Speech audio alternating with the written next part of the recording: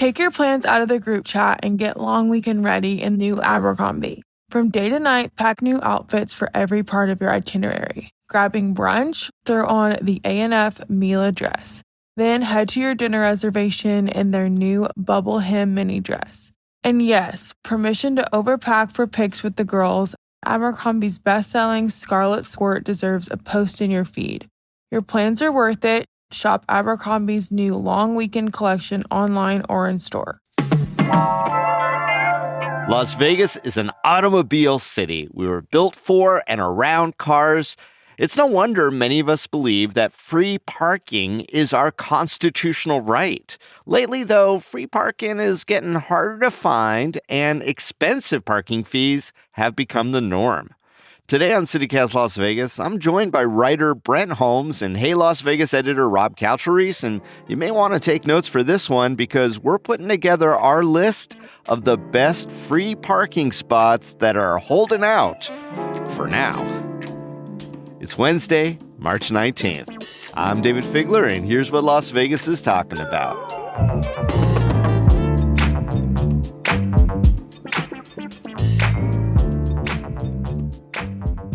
So, fellas, why are Las Vegans so deeply connected to free parking? I mean, how did it become so embedded in our DNA? I mean, Dayvid, Yes, Brent. Dayvid. No, I mean, come on, man. Like, they gave us free parking. They already nickel and dime you at every other little thing around town. You got to pay for X, Y, and Z. Now you got to pay for parking too. Nobody wants that. It's unpleasant. It's unfun. And in a kind of hyper-capitalistic, economy that's already existent, we know we're being extorted here. They need us more than we need them, and they need us to drive our silly asses down there, right? Yep. And you know what? I'll tell you this. When I first moved to Las Vegas, I had lived in places like Chicago. I lived in LA for a little bit. I lived in Miami. And the fact that I came to Vegas, and not only was the parking free in its busiest areas and its tourist areas, but also that this parking was easy and available, it just blew my mind. It was one of those things you don't see in other big cities, and you definitely don't see it in other tourist-driven cities. So to see that at the time I moved here and to see it disappear, I mean, it's really bummed me out. We've lost a little piece of Las Vegas. Well, we talked about this before, Rob, you and I, about how lost leaders are now just lost. Yeah, I mean, that's the mentality. We used to give people free stuff like free parking, maybe free buffets, or at the very least cheap buffets, just to keep them in the casino so they'd spend their money there.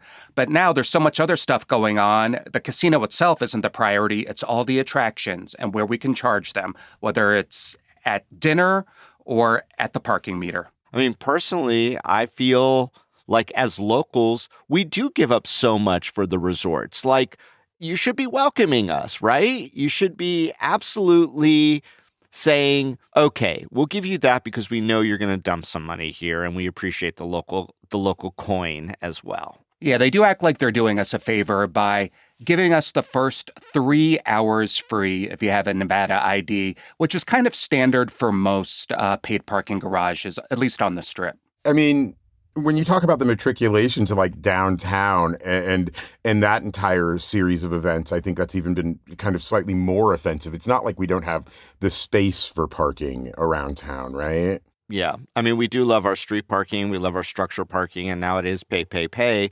And Rob, I think to your point, yeah, they do provide some with local ID or with a player's card. And I think you may have to maybe play a little bit. There's 2 ways you can do it, and I've actually partaken in this, not the player's card by way of gambling, because I don't gamble that often, if at all, but I did get the credit cards for both MGM Resorts and Caesars Entertainment at the time they first came out to promote free parking. You got a certain tier level that allowed you to park for free at those properties. Credit cards. Are they annual fee or I don't know how the casino credit cards work. This seems like a scam. It seems like you've been sucked in. One's a Visa, one's a MasterCard. I forget which is which, but no annual fees, but you do have to use it a certain amount. So as long as you're paying off your credit card every month, you get free parking, or you're using it responsibly to get free parking, and you get a certain tier built in, and then you get the player's card. So you kind of get the tier you need for parking for free at either MGM Resorts or Caesars Entertainment Properties without having to gamble to get that tier, if that makes sense. Dayvid, I gotta say that seems like a hell of a hoop to jump through, that you're gonna like get a credit check and take out a card and then commit to spending money on said card just so you can park your car for free. I'm not saying I like it. I'm just saying it's kind of a reality when you're a journalist in this town and you end up on the Strip more often than you might be otherwise. Oh, absolutely. See, Rob's responsible, though. He's not going to run up that credit card like some folk might. I'm looking at myself in the mirror. It's me. Yeah, and that's you me. as well. Well, I try. I try to do my best. It's not always easy. Well, I wonder, guys, is there one loss of free parking, some spaces or garages or whatever that kind of hit you the hardest in the heart, make you sad? I mean, the parking on Fremont Street was the first real nail in the coffin for me. Where on Fremont were you talking? You know, right by the container park over there. It used to be that was just kind of, you know, a free-for-all. Even the parking, the El Cortez's auxiliary parking garage was great. If you had to go downtown, you could pop your car in, run out, do all the stuff you wanted to do, get back in the car, didn't cost you a dime, and now the city is running the public parking spaces, and the El Cortez's parking garage is like $10 for like 3 or 4 hours. It's kind of a hindrance, right? It makes it less appealing. I'm like, oh, not only do I have to go down to this kind of really busy area that's full of people and there's the traffic and all the other stuff anyway, and for what? So I can like get an overpriced taco somewhere? It's not like, and it's way doing me more any favors. Yeah. And it's way more on the weekends. Yeah. And it's really expensive on the weekends. I mean, it's unappealing. So when people are like, hey, meet me downtown on Saturday, I'm like, pass, you know, it's typically a soft pass. Short-term cash grab, long-term loss of our patronage. Rob, which one do you miss the most going away? You know, I have to give some credit to both the Wynn and the Venetian, because those places held out, even though they're considered some of the higher-end luxury resorts on the Strip. They made a part to keep parking free. I think even Wynn introduced it and then rescinded it after a while. And then both had to give in because of the Sphere, of course. And it kind of just became too much. Like, you can't have something like the Sphere just down the block from you. And when the Sphere doesn't have enough parking itself, which is kind of a trend in Vegas where these new attractions don't come with their own parking, then the casinos are going to eat that. So I don't blame them. I was a little sad that they had to give in after a while, though. I miss all the just street parking downtown, especially in the Arts District where businesses were burgeoning and you would go down there. And I get it. It became a little Mad Maxy looking for those spots. And I understand the concept of turnover. You don't want to just let people park there forever because the businesses want people coming and going. That said, man, it's like it is spread everywhere. Like parts of downtown that don't get trade, don't get business, like the lawyer offices and whatnot, you have to pay to park in front of them. And that stinks. Like, especially if businesses are really trying to get a go at it, especially on the weekend, and it's all the time. And another quick little beef, the city of Las Vegas for their parking meters went through like 17 different apps. I exaggerate, but only by about 2. No, you're not. Yeah. And different parts had different apps and different fees at different times. And some go to 10 o'clock at night. Why do you need to pay parking till 10 o'clock at night? I miss all of that. I miss all of the free parking, at least at a reasonable hour, you know? Yeah. I mean, and don't even get me started on UNLV and the absurdity of their parking systems. But, you know, if you ever have to do anything at the college, it's a nightmare. What is Circus still free? I think Circus is still free. Circus is still free. The self-parking in the back. Yeah, not that you want to go to Circus, but at least speak for yourself. I'm sorry, Dayvid. I know you love clowns, but I do. But you do pay with your sanity because you are parking at Circus. Well, I've been paying with my sanity since I was 7 years old over there. So yeah, I'm used to it. Slots of fun is still fun. Yeah. I mean, the front parking is pay. But the back parking area, I believe, last time I was there, was not. And Treasure Island is still free. Oh, another holdout. Yeah. Also, though, you have to go to Treasure Island then, and you know.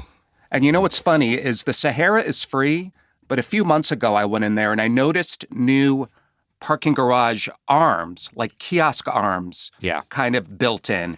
So it's almost like they're biding their time. They're just waiting until they can be like, all right, we're going to charge people too.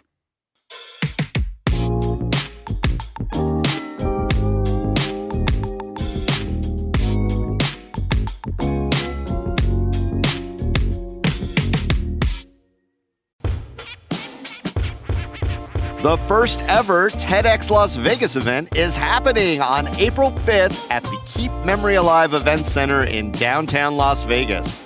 TEDx Las Vegas is more than a local event, it's a global platform. After the talks, they're shared with 42 million subscribers worldwide on the official TEDx YouTube channel. Speakers this time will include an Olympic gold medalist, a former member of the Raiders, a filmmaker, a restaurateur, a climate scientist, educators, performers, and more. Personally, I'm excited to see poets and community activists Rodney Lee and Elizabeth Allen Berry, as well as Neon Museum Executive Director Aaron Berger. Tickets start at $150 for general admission and $250 for VIP, which includes priority seating, a commemorative gift, and entry to a dine-around dinner post-event. Limited tickets remain, so grab yours at www.tedxlasvegas.org/tickets. This episode is sponsored by Babbel. Are you holding back on foreign travel plans this year because you're afraid of the language gap? I'm not, because I have Babbel. I'm Dayvid Plotz, the CEO of CityCast, and I'm learning Spanish on Babbel, getting ready for a trip to Mexico City. Babbel is the language learning app that gets you talking. Babbel's quick 10-minute lessons, handcrafted by over 200 language experts, get you to begin speaking your new language in 3 weeks or at whatever pace you choose. Babbel's tips and tools are inspired by the real-life stuff you actually need when communicating. With a focus on conversation, you'll be ready to talk wherever you go. Babbel has given me great lessons on getting directions, ordering in a restaurant, and making plans. And of all the things I'm doing in Mexico City, I'm probably most excited about the soccer game we're going to. So I was excited to learn how to cheer from Babbel. That'll be me you'll hear yelling, "Fuerza Tigres! Fuerza Tigres!" With over 16 million subscriptions sold, Babbel's 14 award-winning language courses are backed by a 20-day money-back guarantee. Let's get more of you talking in a new language. Babbel is gifting our listeners 60% off subscriptions at babbel.com/citycast. Get up to 60% off at babbel.com/citycast. Spelled BABBEL.com/citycast. Babbel.com/citycast. Rules and restrictions may apply. Okay, this is one of those, I know you hate to share it because everyone's going to jump on this, but we are a public service podcast too.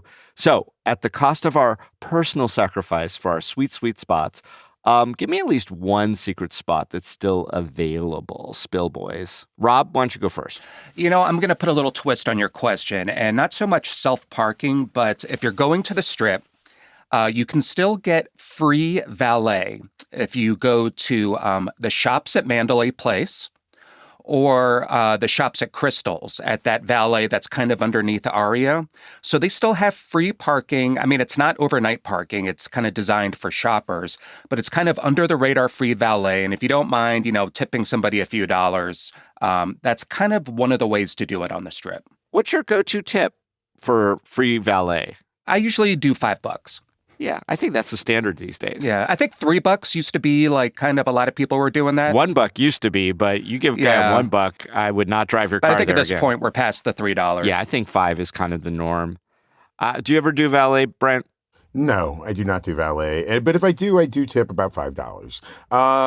As far as like kind of the Strip and convention center area, I do really like the Westgate. It's attached to the monorail, so if you're going to spend a good long time kind of dealing with the whole mess that is the Strip or working towards the convention center and you can't find free or available parking, the Westgate is a viable option. You can walk right over to the monorail and pretty much get wherever you need to go. I hate to break some sad news, but the Westgate charges now. No. They just introduced full paid parking. What? They were doing it occasionally for some events, but now in that back area full on. Where the sports book is? I believe so, but I don't know about that particular area for sure. But just in general, they're charging for parking now. And but locals do get their 3 hours. 3 hours isn't enough. Everybody knows 3 hours on the Strip means I get to do an hour of something and then it's an hour there and back again. Like, well, it's kind of like you're choosing between a dinner and a show, but you can't really do both in 3 hours. Exactly. And if you're using it as a monorail drop-off to be able to go to far ends of the Strip, forget about it. 3 hours is never going to be enough. Yeah, it's never going to happen. Forget my recommendation on the Westgate. Damn you, Westgate. No, we learned from it. Yeah. Well, what's your second one, Brent? I don't know. I think it's like drying up. I think we were actually like watching the very, very end of free parking Strip-wise. There's no good free parking downtown. Chinatown still has free parking, although it's incredibly crowded. You can kind of use like those weird little back streets. Schiff Drive and Vanessa Drive and Renate Drive, which are like nobody really goes back there. They're mostly like industrial studios. There's a couple of restaurants and a theater there, but if it's really bad on like a Saturday, which it almost always is for like the main Chinatown Plaza or Shanghai Plaza, it is fair to park there and huff it. The parking's still free, but it's almost impossible to get. You got to circle a little bit. Like that's behind Golden Tiki over there too, and yeah, right there. All the Golden good Tiki stuff. You got to love it. So yeah, I think that's kind of a cultural landmark that people know. Golden Tiki or double zero pizza or Mas por favor, Partage, all the good stuff in that one. Yeah. Lee's sandwiches over there too. I mean, you can do it up. Well, my little secret is not much of a secret. I mean, the smaller casinos still do have some bastion of free parking, which is part of their allure to the locals, places like Ellis Island, etc. That's a little bit of a walk from Ellis Island, depending on where you want to go, though.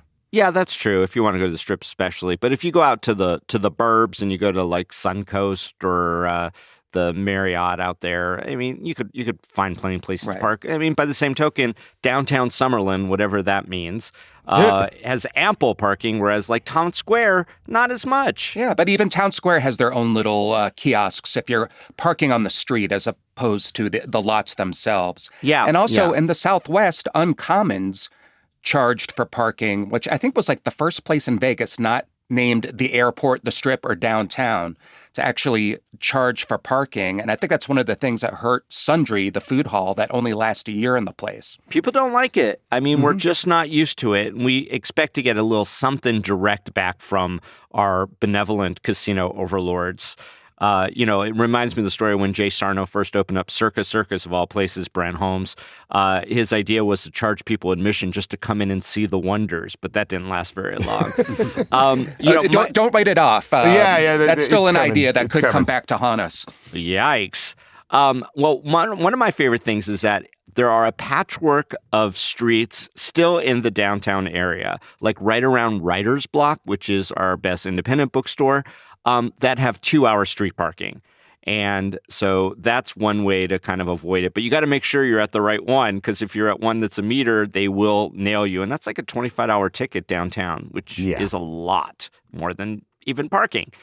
And then I also have my little trick, which I'm going to feel bad for even saying it. If you know you're going to be quick, there are a handful of 15-minute spots. And what 15-minute spots means is it's 15 minutes from the time that the parking enforcement people come and mark your car. So you've got X number of mystery minutes plus 15. But they will be back. Fast and loose, Dave. They will be back. You got to keep your eye on it. That has to be a short-termer. That's like get your cup of coffee at Vesta and then get the hell out of there for the next person. You risk taker. Or going into Garage's to get a bottle of wine. Yeah. There's one right out there. That's like one of our favorite spots. All right. So I guess here's the question. Is paid parking here to stay? Is this the new norm? And I don't see how they're going to take any of the infrastructure out. I don't see like where that benefits them. I guess they could just cancel it or negate it, right? I don't know.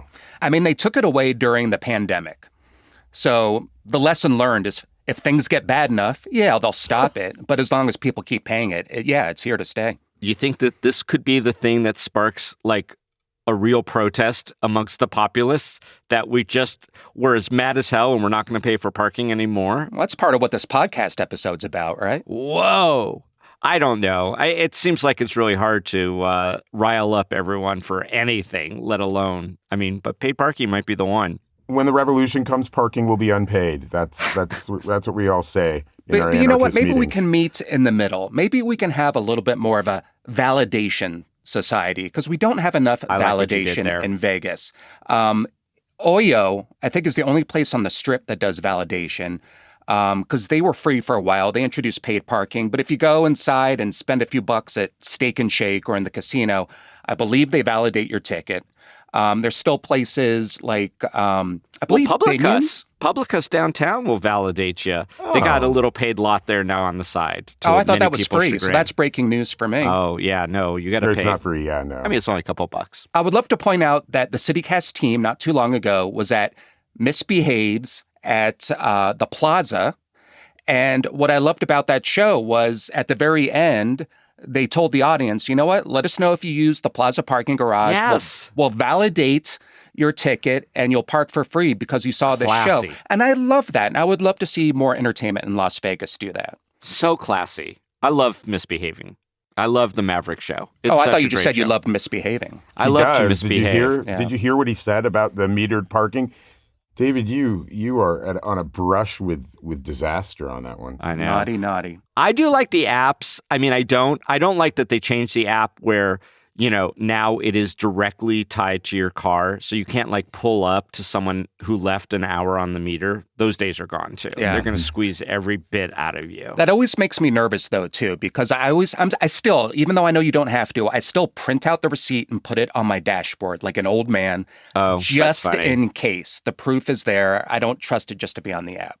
My strategic plan when it comes to downtown is if I'm going solo or meeting friends, I just get an Uber. It's way less of a hassle. It's way less difficult. And it's just how I've reacted to paid parking over the years.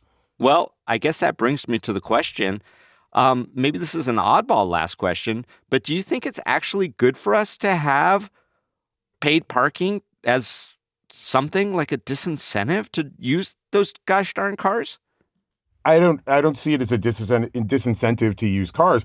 And if we were going to create a system where paid parking is to try and reduce traffic and clutter from automobiles, then we would expect the city or the state to provide usable public transit, viable public transit, which we still don't really have. That's how you reduce traffic, right? You get a bunch of good trains and buses, and all of a sudden people don't have to drive cars as much. Yeah, it almost feels like that ship has sailed, where we don't really have the public transportation to kind of make up for it, to encourage you. So we just kind of turn to ride shares, like Brent was saying. I went to First Friday a little while ago, and we took a ride share just because we thought it would just be too hectic to get parking ourselves in the Arts District. Also, glug, glug, glug. Yeah, let's be real. Well, that too. But also, Rob and Mary are going downtown, your wife, to have a party. You guys are going to indulge. We're going to have a few drinks. We're going to be at you're going to taste out the new ones. At Main Street Provisions and a few other places. Right. But also, the parking's more expensive on First Friday. We talked to some people who are paying a flat rate. So you might as well do the ride share. It's not going to be that much different. Yeah. Oh my, that's a trend we didn't talk about, is putting up the little sign with the guy who's like, yes. Oh no, tonight parking's $40. They gave a waiver to the Raiders, so they didn't have to have all the parking that would otherwise be necessary. I understand they're going to do the same with every big one that comes online. And that's when you get neighborhood parking, $50, $60, $70, real big city problem. Right. And I will say this is the number one reason I have that Players Club pass that came with the credit card, is when I go to, say, the Park MGM and they've got a show at their theater that night and it says $40, I just pull out that card and it's free. Oh, is it? You get to pass that one. So you bypass the special event parking. So for that alone, it's worth it. I hear ya. I say make parking free again, Dayvid. I say we get out in the streets and we revolt. We shut this thing down. That's what I say, Dayvid. And trust me, I totally get it. When MGM Resorts introduced paid parking, I believe it was in 2014, they were the first on the Strip to do that. And I'm sure they did their studies where it said, if you charge this much, this is how much people will pay, and your profits will go up and your margins will go up, and people will go along with it because other cities do it. If they do it in Orlando, why don't we do it in Las Vegas? But here's the deal. Once you start doing stuff like that, you start taking away a little piece of Las Vegas, a little piece that makes it special, that makes it different than all those other tourist cities and all those other convention cities. And just taking away something like that, I think our city loses something. Whether you're a local or a tourist, it just makes us makes us too much like everybody else. And I don't like that. Well, viva la revolution. Brent and Rob, thanks so much for joining us on CityCast Las Vegas. Thank you, Dayvid. Thank you, Dayvid. And may you always land on free parking, Monopoly and real life. Don't pass go and don't go to jail.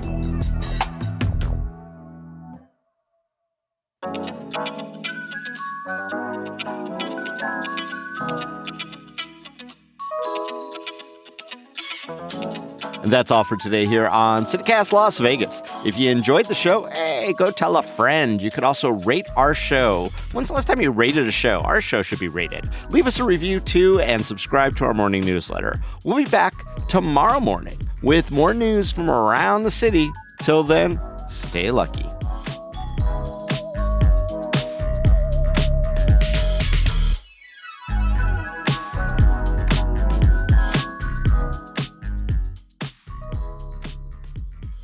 Paid parking saps our life energy zone. Yeah, it's exactly. actually taking our kryptonite. souls and destroying them. And all those apps and credit cards are taking all our data. Like we're pixelating.